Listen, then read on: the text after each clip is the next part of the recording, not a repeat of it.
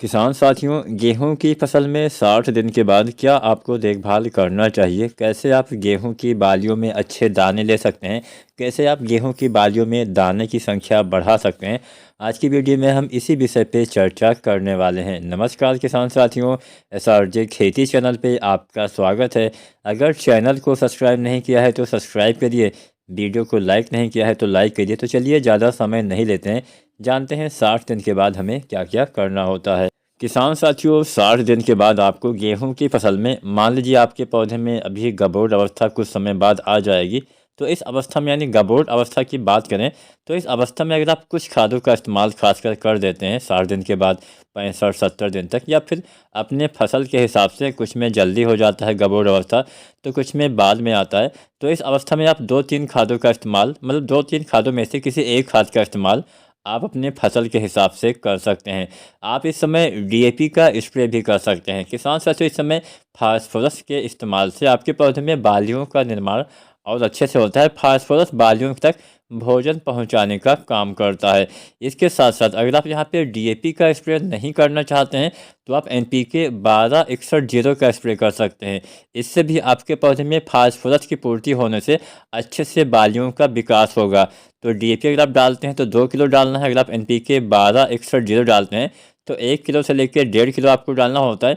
या फिर आप 05234 जिसका ज़्यादातर किसान साथी प्रयोग करते हैं, इसका भी इस्तेमाल आप गबोट अवस्था में कर सकते हैं। NPK 05234 1 किलो से लेकर 1.5 किलो पर एकड़ के हिसाब से आपको डालना होता है। अब साथ में आपको बोरोन भी, अगर आप 05234 डालते हैं तो साथ में बोरोन डालेंगे तो और अच्छा लाभ मिलता है। बोरोन डालने से बाद में परागण सही से होता है।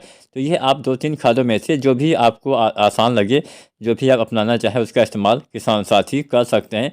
तो मान लीजिए आपने थोड़ा सा कम मात्रा में DAP बुआई के समय डाला था, यानी फास्फोरस आपके पौधे को थोड़ा कम लगा था, तो ऐसी दशा में अगर आप DAP भी डालना चाहते हैं तो उसका स्प्रे कर सकते हैं। एक दिन पहले घोल लीजिए, उसके बाद आप छिड़काव कर दीजिए। या फिर आप 12-61-0 जिसमें 12% नाइट्रोजन 61% फास्फोरस पाया जाता है, इसका भी आप स्प्रे 60 दिन के बाद कर सकते हैं। या फिर 05234 भी डाल सकते हैं। अब 60 दिन के बाद आपको गेहूं में एक खाद नहीं डालनी है, वो है यूरिया। इस समय यूरिया डालने से आपको नुकसान हो सकता है, आपके पौधे की हाइट ज़्यादा हो सकती है। खासकर जो अगेती वाली वैरायटी होती हैं, जैसे कोई DBW वाली वैरायटी है, तो उसमें क्या होता है कि उसमें हाइट ज़्यादा हो जाती है। तो यहाँ पे हाइट को रोकने के लिए हम जो आता है लिहोसिन, इसका भी इस्तेमाल किसान साथी अगर नहीं किया है तो इसका इस्तेमाल आपको मैं बता देता हूँ कब कब आपको करना होता है। लिहोसिन के इस्तेमाल से पौधे की जो हाइट होती है वो थोड़ा सा कंट्रोल हो जाती है, लेकिन सभी गेहूँ की किस्मों में लिहोसिन का इस्तेमाल नहीं करना है।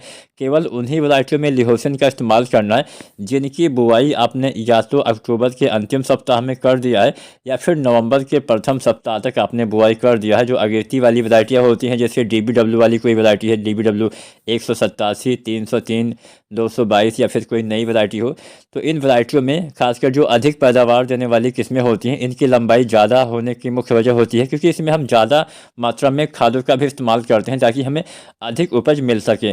तो ऐसी दशा में जो हाइट है उसका भी बढ़ना लाजमी होता है। तो आपको हाइट कंट्रोल करने के लिए लिहोसिन का स्प्रे करना होता है। कब आपको डालना है भी मैं आपको बता देता हूँ। लिहोसिन आपको गेहूं में 2 बार इस्तेमाल करना होता है। पहली बार गेहूं की बुआई के 50 से 55 दिन की अवस्था में, यानी जब पहली गांठ बनना चालू होती है तब डालिए, और दोबारा से इसका इस्तेमाल 80 से 85 दिन के आसपास, जब बाली गोब अवस्था में चली जाती है, यानी जब फ्लैग लीफ निकलना स्टार्ट हो जाती है। तो इससे लाभ क्या मिलता है कि जो फ्लैग लीफ होती है उससे आपकी जो बाली की दूरी होती है वो भी कम हो जाती है, यानी आखिरी गांठ से, और आपकी जो बाली की हाइट होती है उसमें भी कमी आती है, जिससे पौधे की लंबाई ज़्यादा नहीं होने से एक तो पौधे में मजबूती भी आती है, फसलें जल्दी गिरती भी नहीं है, और आपके पौधे में अच्छे से मतलब फ़ायदा होता है, नुकसान नहीं होता है। तो यहाँ पे मात्रा भी आप जान लीजिए। लिहोसिन 2 ml पर लीटर पानी के हिसाब से आपको स्प्रे करना होता है। तो पहली बार 50-55 दिन पे, और दोबारा से 80-85 दिन, या फिर जब बाली जो गोब अवस्था में चली जाए, जब आपका फ्लैग लीफ निकलना स्टार्ट होने लगे, ठीक उस समय डालना होता है। तो आपको यानी 80-85 दिन और 50 से 55 दिन पे आपको लिहोसिन का स्प्रे अपने गेहूं की फसल में करना चाहिए। अब गोब अवस्था में आपको 05234 डालना होता है, जिससे बालियों का विकास अच्छे से होता है। साथ में बोरोन डालिए, साथ में आप चाहे तो जिंक भी इस अवस्था में इस्तेमाल कर सकते हैं। 12% वाले जिंक 120 ग्राम, मतलब 0.34 बोरोन और जिंक तीनों का अलग अलग घोल बनाइए। उसके बाद एक साथ टंकी में डाल के आप स्प्रे कर सकते हैं। इसके इस्तेमाल से बालियों का विकास, बालियों का निर्माण बहुत अच्छे से होता है। जिंक इस समय डालने से पौधे भोजन अच्छी मात्रा में बना पाते हैं, जिससे पौधे में भोजन अच्छे से बनने से आपकी बालियों की साइज भी अच्छी आती है, दाने भी अच्छे आते हैं और आपकी बालियों की लंबाई भी अच्छी आती है। तो उम्मीद करते हैं आज की वीडियो, आज की जानकारी आपको पसंद आई होगी। वीडियो जानकारी अच्छी लगी है तो लाइक शेयर करें और चैनल को सब्सक्राइब नहीं किया है तो सब्सक्राइब करें। धन्यवाद।